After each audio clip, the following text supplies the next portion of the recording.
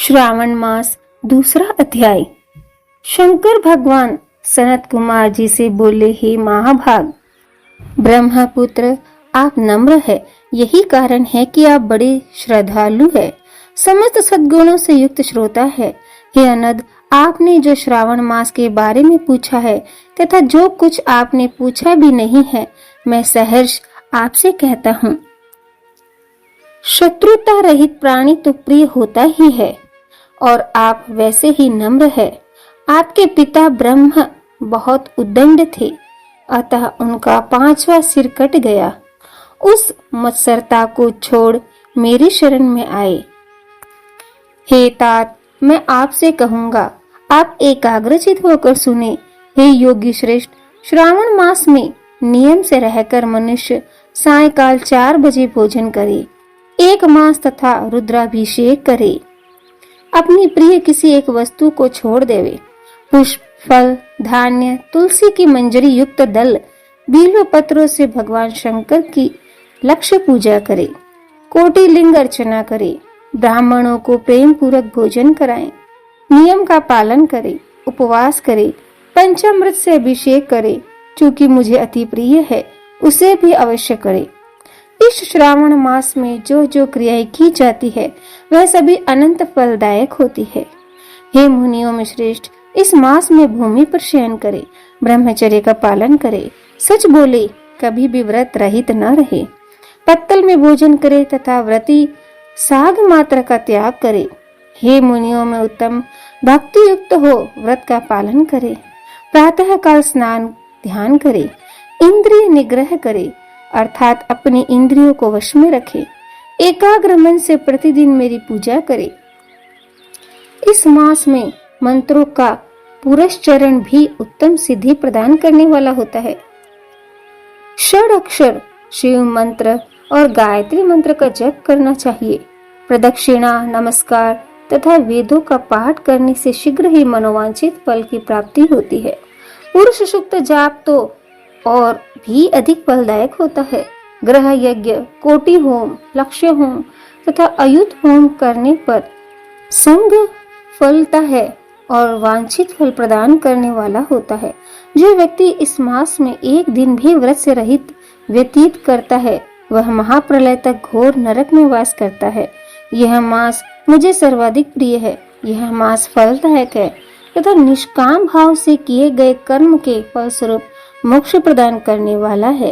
हे सत्तम, इस मास में करने योग्य जो धर्म कहे गए हैं उनको मुझसे सुनो।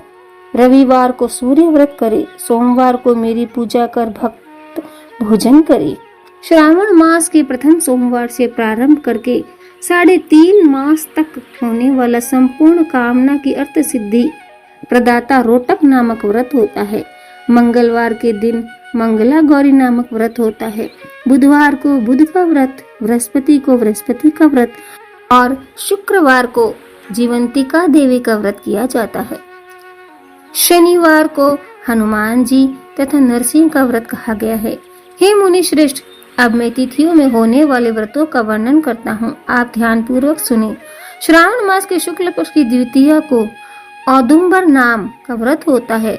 इसी मास की शुक्ल पक्ष तृतीया को गौरी नामक व्रत किया जाता है तथा श्रावण शुक्ल चतुर्थी को दुर्गा गणपति नामक व्रत होता है।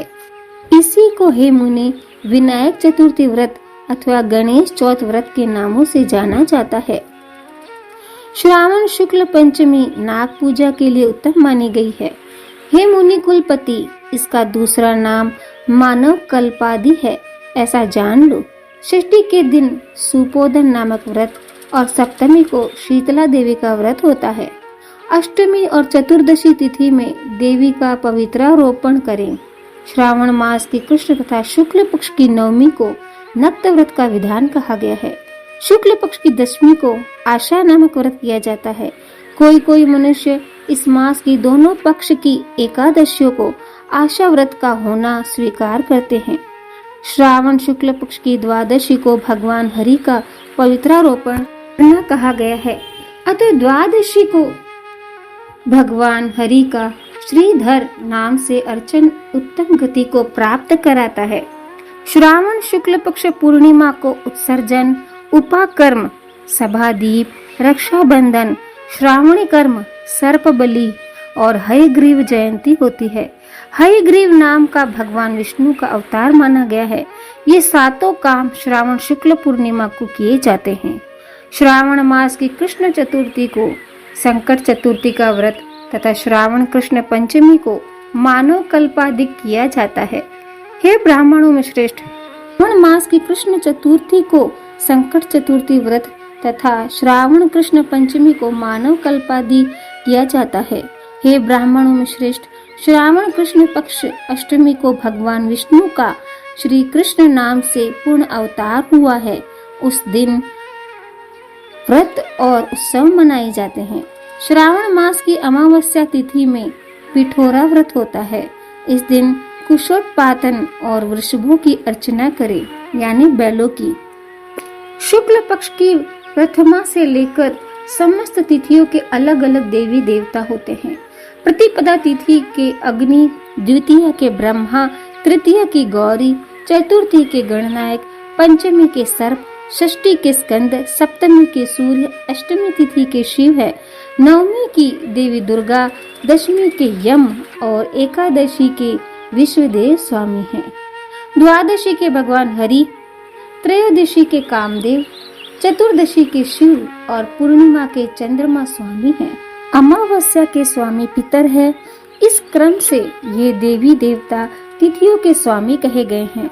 जिस देव की जो तिथि है उस तिथि को उस देव की अर्चना करनी चाहिए, ऐसा कहा जाता है।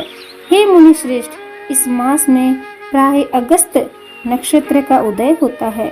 मैं उस समय का वर्णन करूंगा, आप एकाग्रचित होकर सुनिए।